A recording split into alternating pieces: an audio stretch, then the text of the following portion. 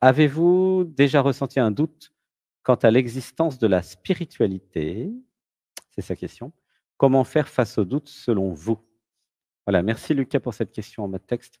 Alors, c'est une question intéressante en fait, hein, la question du doute.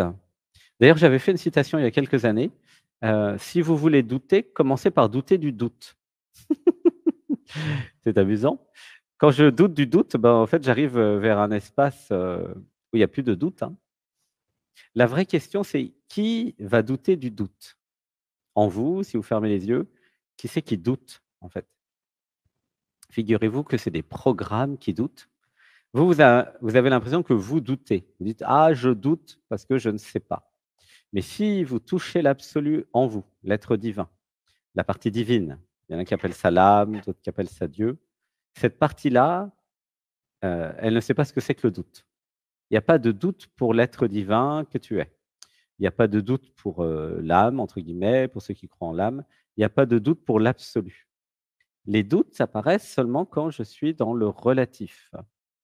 OK? Donc quand tu me dis, pourquoi, qu'est-ce que je dois faire face au doute? C'est comment je pourrais faire pour trouver l'absolu, en fait? Par exemple, est-ce que vous êtes amoureux ou amoureuse de quelqu'un? Admettons qu'il y a un programme de doute qui vous dit: «Ah, je ne sais pas si je suis amoureuse». Bah, si vous allez dans le cœur, vous allez sentir si vous êtes amoureuse, amoureux, il y a aucun doute.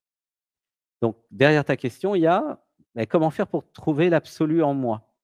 Parce qu'une fois que tu auras trouvé l'absolu en moi, non seulement tu trouveras la spiritualité. Alors qu'est-ce que c'est la spiritualité? C'est, bonne question ça aussi.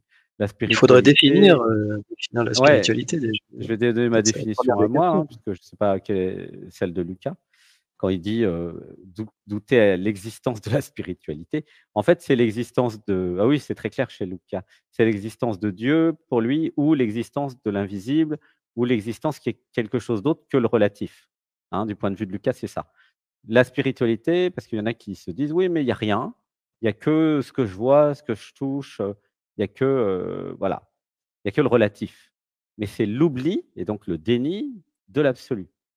Et il y a beaucoup de gens qui sont dans le déni de l'absolu, qui disent: il y a pas d'univers». Alors on se demande où ils sont, hein. Il y a pas de conscience, on se demande qui est à travers eux. Il y a pas d'amour, peut-être que le cœur est fermé. Il y a des gens pour qui il y a rien. Ils disent: «Ah, il y a pas de spiritualité, ça existe pas».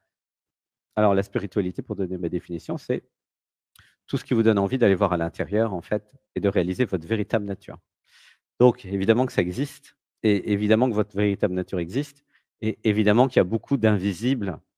C'est comme, les yeux. Les yeux, donc ils voient le spectre lumineux, mais ils ne voient pas les infrarouges et les ultraviolets, hein, n'est-ce pas? Les oreilles n'entendent pas les infrasons et les ultrasons. Et ben, c'est pareil pour tout. Les sens ne nous permettent pas de voir toutes les lumières, ni même toutes les couleurs et les oreilles ne nous permettent pas d'avoir tous les sons non plus. Hein, vous êtes au courant, ça c'est scientifique. Donc c'est pareil avec tout. C'est-à-dire que les sens voient une partie des choses, mais si vous fermez vos sens, bah, vous allez en voir beaucoup moins que les autres. À quoi ça sert l'éveil spirituel, réaliser le soi, toucher l'absolu? Ça permet d'augmenter tous les sens et ça permet justement d'avoir une vision beaucoup plus grande, de la réalité. Voilà. C'est vraiment, heu, c'est vraiment important de comprendre ça. Donc, qui c'est qui a des doutes? C'est des programmes. Pourquoi les programmes ont des doutes? Parce que ce n'est pas dans l'intérêt des programmes que tu t'éveilles, mon cher Lucas. Ce n'est pas dans l'intérêt des programmes, que tu te libères, de ces programmes justement. Parce que c'est des programmes qui t'enferment dans des concepts, dans l'identité, la croyance qu'il y a que le relatif et c'est ça qui va t'empêcher en fait, d'aller dans l'absolu. Donc il y a tout un tas de programmes qui veulent pas du tout, qui disent: «Non, il y a rien, il y a rien, il y a pas de vie après la mort, il y a pas de multiples dimensions, il y a pas de vie parallèle, il y a pas d'amour, il y a que l'ego, l'identité, il y a que le relatif». Et ben tout ça, c'est faux et je te demande pas de me croire sur parole, je te demande de faire l'expérience directe, hein, et puis je réponds à ta question. Comment faire face au doute? Eh bien, l'expérience directe. Si tout ce que je te dis, ce n'est pas ton expérience directe, tu peux méditer dessus et réfléchir. Je t'encourage à venir à 15h, dans l'atelier d'éveil et de transformation où nous touchons l'absolu. Je vous demande pas de croire en moi quand je vous dis que l'absolu existe. Moi, je vous demande tester par vous-même et d'aller dans votre absolu. Et quand vous l'aurez trouvé, comme beaucoup de gens, hein, soit en tombant amoureux, amoureuse, soit en ayant un AVC, soit en ayant une mort imminente, soit en faisant une méditation, hein, pour donner quelques exemples, bah, quand vous l'aurez trouvé, l'absolu, vous arrêterez de dire: «Ah, il y a rien» et le doute sera mort. Vous passerez de, «Je ne sais pas» à «Je sais».